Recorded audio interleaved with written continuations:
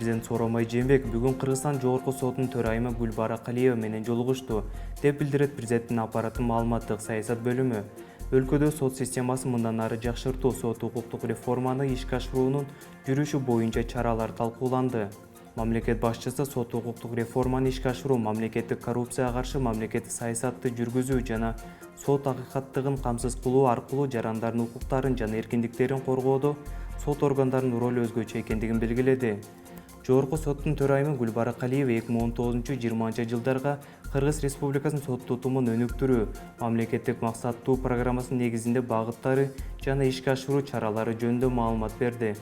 Судьялар курамын окутуу, ар дайым кесипте квалификациясын жогорулатуу, алардын ишмердигинин натыйжалуулугу жана ачыктыгы, сот коллегияларынын курамын максаттуу бөлүштүрүү жана сот органдарынын материалдык техникалык камсыздалышын жакшыртуунун маанилүүлүгү белгиленди. 2010 жылдын башынан бери инвестициянын көлөмү 394 миллион АКШ долларын түзгөн. Бул былтыркы жылдан ушул мезгилине салыштырмалуу 59%га көп. Бул тууралуу өкмөттүн отурумунда Кыргызстан премьер-министри Мухаммедкалый Абылгазиев билдирди. Анын айтуусуна караганда 2010 жылдын 8 айынын жыйынтыгы боюнча ички дүң продукция 6,2%га өскөн. Премьер-министр билдиргендей, 2010 жылы экспорттун өсүшү 1 миллиард сом же 9,1% түзгөн, импорт 11,8%га кыскарган. Ошондой эле өкмөт башчы жөлөк пул, пенсия жана маяналар өз убагында төлөнөрүн белгиледи. Ал социалдык төлөмдөр, пенсия жана маяналар өз убагында мыйзамга ылайык төлөнөрүн айтып, каражат жетиштүү экенин белгиледи. Аны менен бирге Абылгазиев Соцфонддун башчысы Медер Ирсалиевдин эгер салык боюнча план аткарылбаса 2020 жылдын башында пенсия төлөнбөй калышы мүмкүн деген билдирүүсүнө жооп айтып, пенсия боюнча маселе жаралбай турганын айтты. 2020 жылдагы парламенттик шайлоого бюджеттен 1,2 миллиард сом бөлүнгөн. Бул тууралуу өкмөттүн отурумунда премьер-министр Мухаммедкалый Абылгазиев билдирди. Ал билдиргенде бул чыгымдар 2020 жылдын бюджетине киргизилет.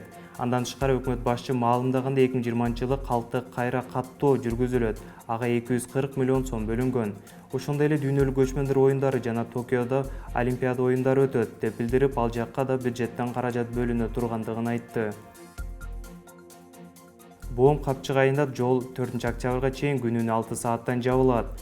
Боом-Капчык айында жол маал-малы менен 30 сентябрдан 4 октябрга чейин жабылып турат. Бул тууралуу Кыргыз темир жол улуттук компаниясынын басма сөз кызматынан кабарлашты.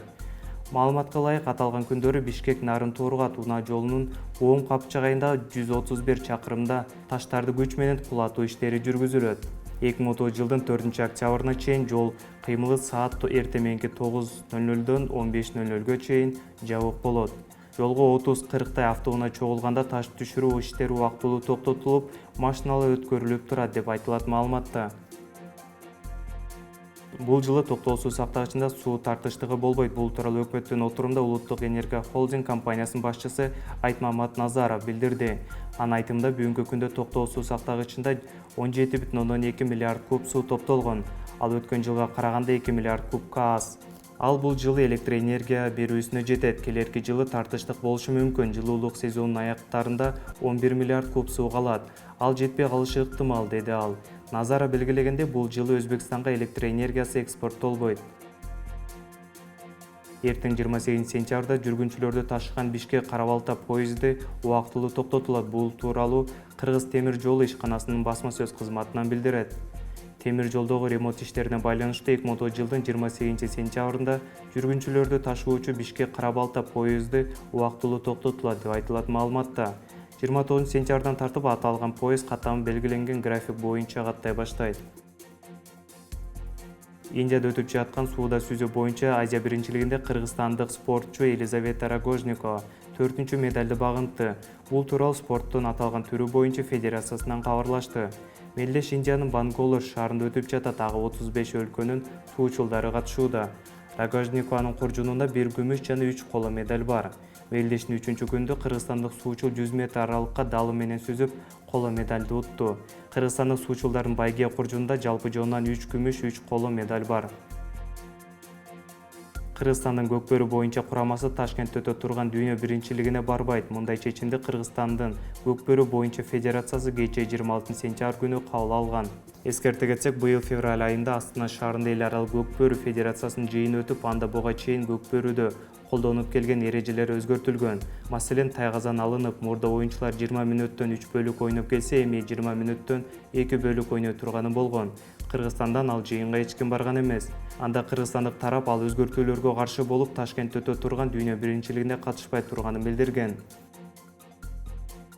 Шашылыш билдирүү 29-30 сентябрда туруксуз аба ырайы күтүлөт.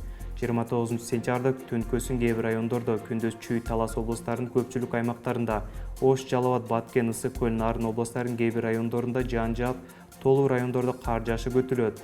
Бул тууралуу Кыргыз гидромет борборунан билдиришти. 30 сентябрда көпчүлүк аймактарда мезгил менен жаан жаап, Чүй, Жалал Абад облустарынын тоо этектеринде, Ысык Көл, Нарын облустарынын дыйканчылык аймактарында жаан карга айланышы мүмкүн. Тоолуу райондордо кар жаашы күтүлөт. Чүй, Талас, Жалал Абад облустарынын кээ бир райондорунда жана Ысык Көл облусунун чыгышында катуу жаан-чачын жаашы күтүлөт. Батыштан соккон шамалдын ылдамдыгы секундасына 4-9 метрден, айрым жерлерде 17-22 метрге жетиши ыктымал. Мындай туруксуз аба ырайы айыл чарба иштерин, автоунаа, энергетика жана коммуналдык кызматтардын ишин жана жайыттарда малды кармоону кыйындатат. Ал эми 1-2 октябрларда түнкүсүн Чүй, Жалал Абад облустарынын тоо этектериндеги кээ бир райондорунда, Талас, Ысык Көл облустарынын дыйканчылык аймактарында, Нарын облусунун дыйканчылык аймактарында үшүк жүрүшү күтүлөт.